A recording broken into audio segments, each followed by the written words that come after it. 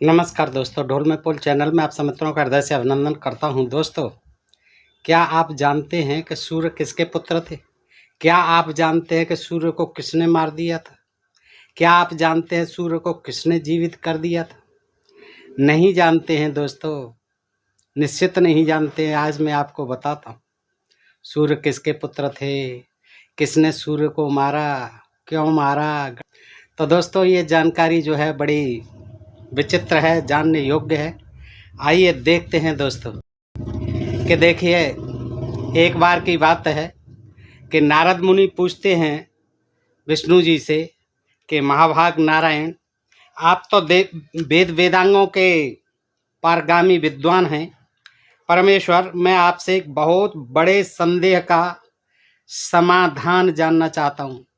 यानी मेरे एक शंका है बहुत बड़ी, उसका मैं समाधान चाहता हूँ। विष्णु जी जो कह रहे हैं, नारायण भगवान, नारद जी अब तुम सुनो, तुम्हारा प्रश्न तो मैंने सुन लिया, अब इसका समाधान यानी इसका उत्तर सुनिए। नारद, एक समय की बात है, एक समय की बात है। तिथि सम्मत शक सम्मत कुछ नहीं होता है।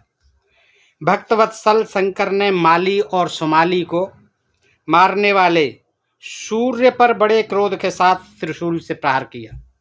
देखिए, ये ध्यान से सुने दोस्तों।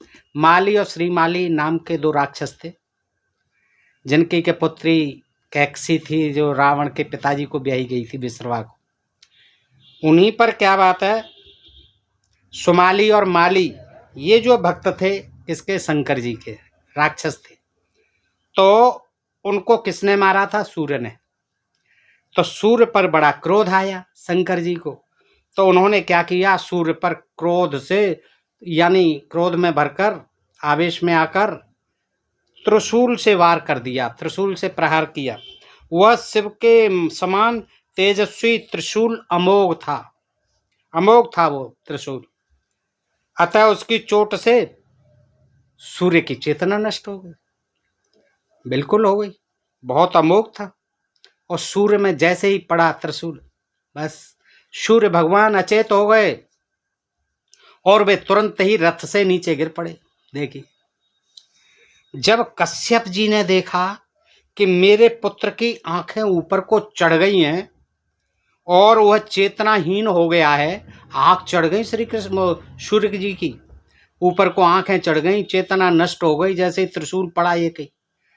तो उनके पिताजी जो है कश्यप जी देख रहे हैं कि ये क्या कर दिया शिव जी ने, है ये तो इसकी आंखें ऊपर को चढ़ गई हैं, चेतनाहीन हो गया है मेरा पुत्र सूर्य। किसके पुत्र थे सूर्य? कश्यप जी के। कश्यप कौन थे? ब्रह्मा जी के पोते थे, प्रपौत्र थे, वो पौत्र थे। तो उनकी जो है चेतनाहीन हो गया सूर्य, आंखें चढ़ गई। कश्यप जी महाराज देख रहे हैं, परेशान है। तब वे उसे छाती से लगाकर सूर्य को, अपने पुत्र को फूट फूट कर विलाप करने लगे। उस समय सारे देवताओं में हाहाकार मच गया। वे सभी भयभीत होकर देवतागण जोर जोर से रुदन करने लगे, यानी विलाप करने लगे। अंधकार छा जाने से सारा जगत अंधीभूत हो गया।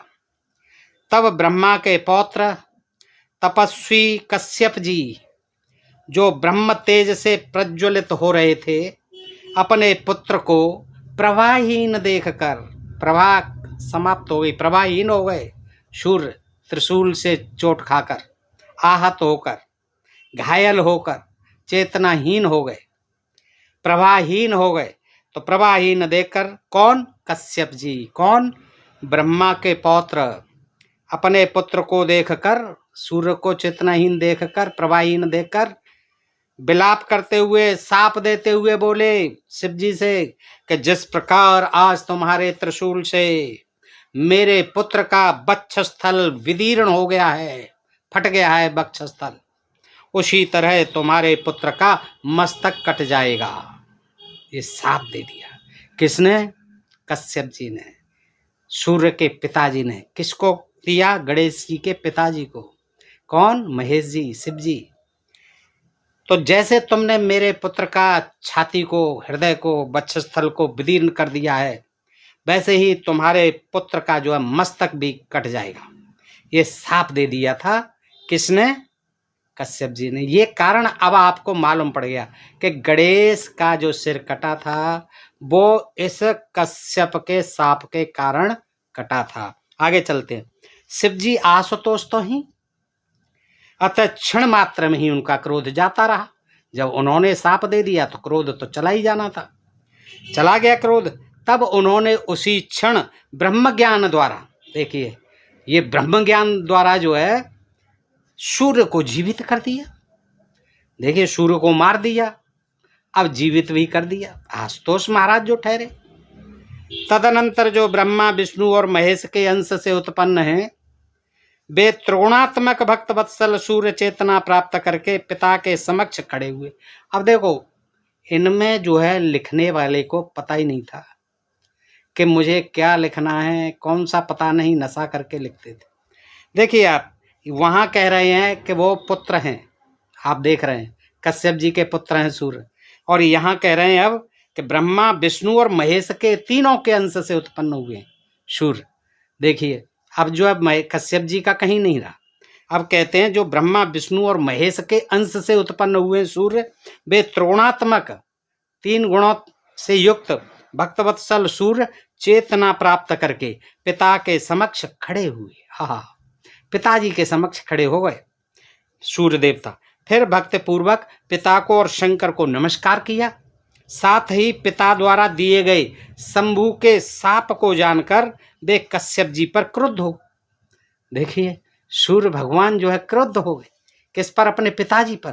कह रहे आपने शंकर जी को ऐसा बुरा जो है शाप कैसे क्यों दे दिया, जिससे उन्होंने अपने विषय को ग्रहण नहीं किया और क्रोधावेश में यूं कहा सूर्य ने, ईश्वर के बिना यह सब कुछ तुच्छ अनित्य और अनश्वर है, अतः विद्वान को चाहिए कि वह मंगल कारक सत्य को छोड़कर अमंगल की इच्छा न करे।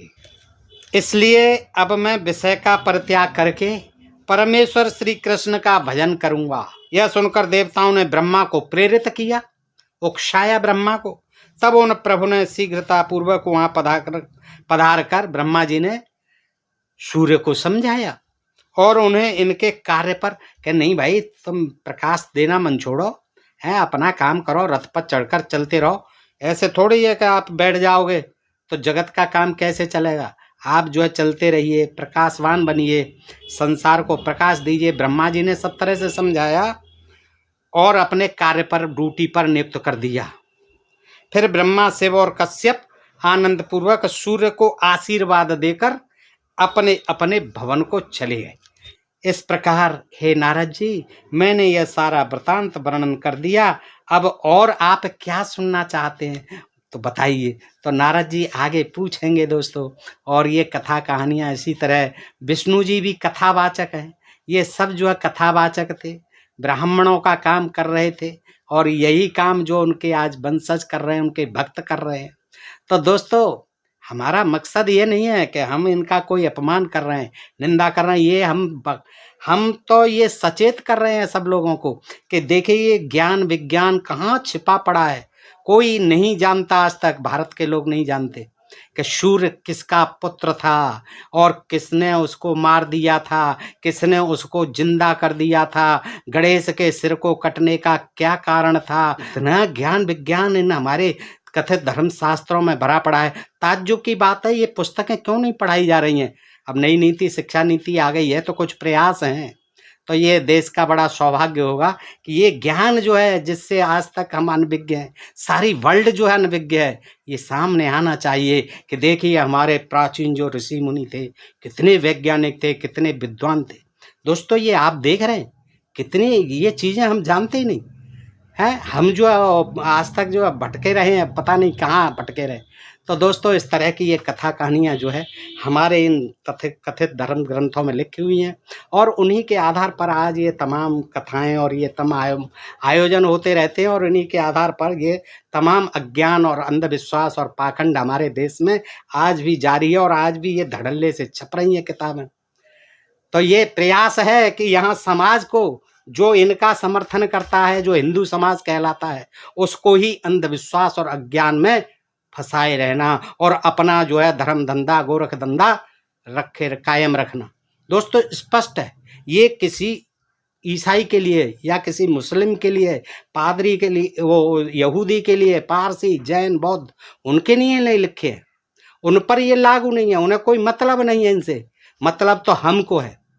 हम जो अपने को हिंदू कहते हैं, सनातनी कहते हैं, उनको है, तो वो उनके लिए लिखे गए हैं, धड़ल्ले से लिखे जा रहे हैं।